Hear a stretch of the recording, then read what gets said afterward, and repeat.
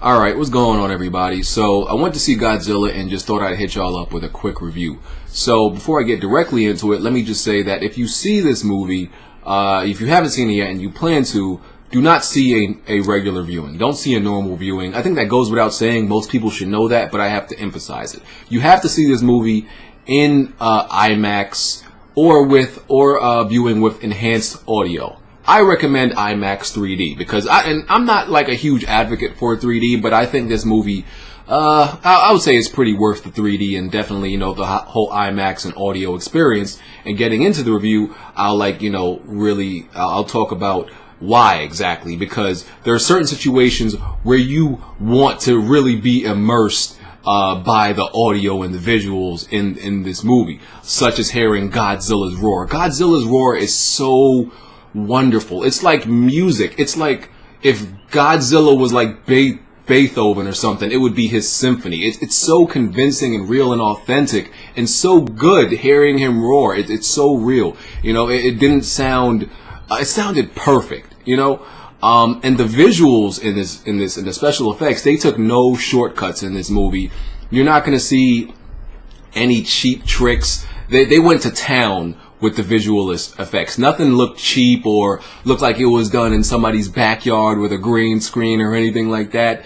They really went the extra mile with this movie. And, not that, and I mean, obviously they had the budget for it, but we've seen some huge budget movies look pretty tacky when it comes to the visual effects. So they took no shortcuts in this movie.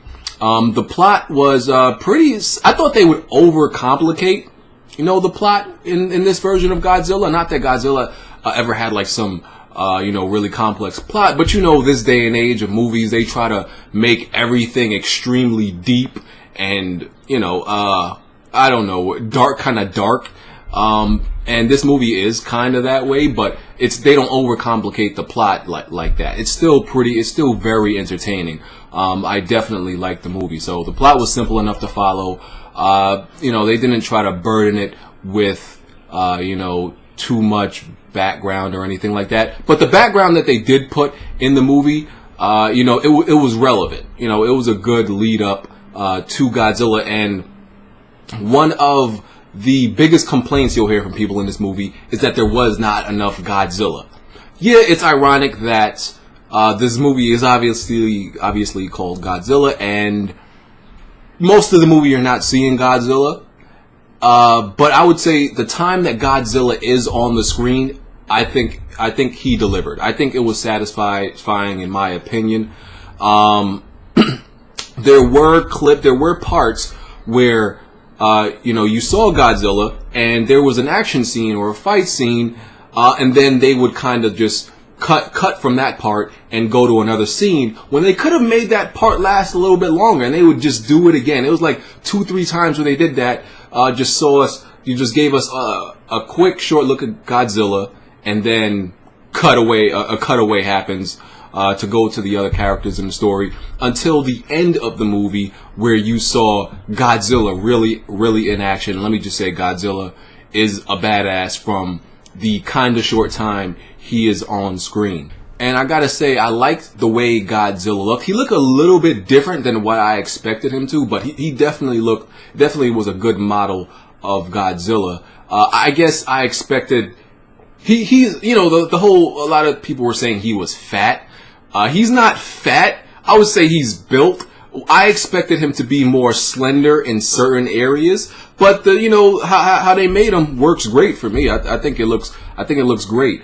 It's a little bit of a departure from what we expected or what you've obviously seen in other depictions of Godzilla, but it's great. So I really enjoyed the movie, the fighting, the action between these monsters. I'm not gonna really talk about the other monsters that are in the movie, but it really said that the movie really sets up for Godzilla 2, I would say, and it makes you think what is going to be the next monster they put up to go against Godzilla in the sequel to this, because Godzilla has a good number of interesting enemies that they could choose from.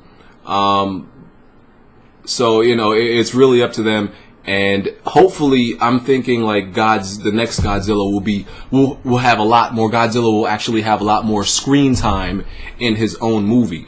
This movie kind of tried to concentrate on the human struggle from a human perspective of what was going on, and not much from Godzilla's perspective. Really, Godzilla was kind of just a secondary character, or third person, I guess you could say. So hopefully he will actually be like somewhat of a main character or the star of his next movie, and a little less.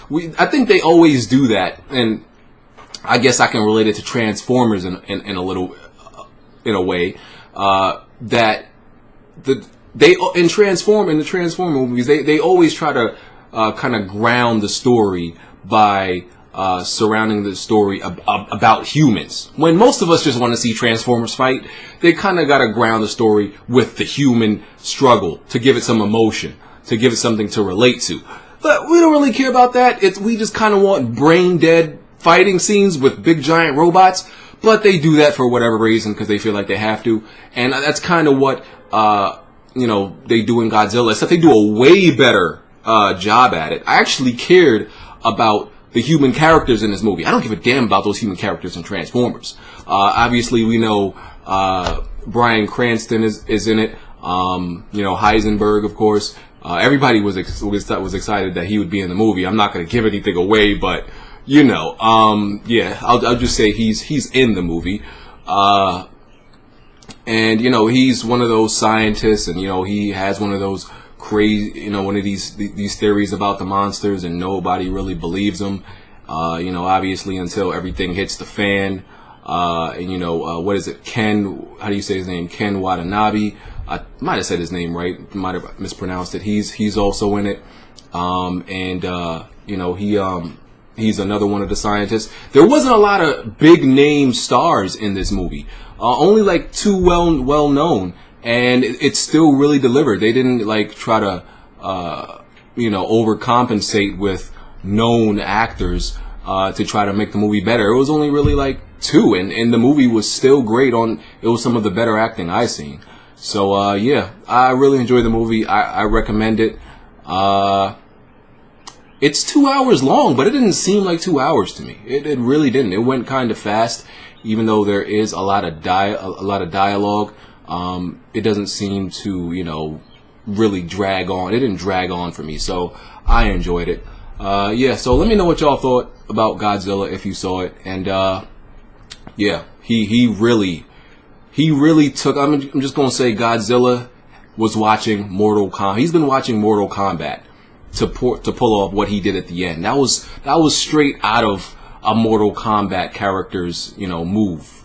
I'm not gonna spoil it, but if you see it and you know Mortal Kombat fatalities, you're gonna be like, you stole that from you've been watching his moves. You seen his fatalities, and you took that straight out of there. But I enjoyed the movie. Let me know what y'all think.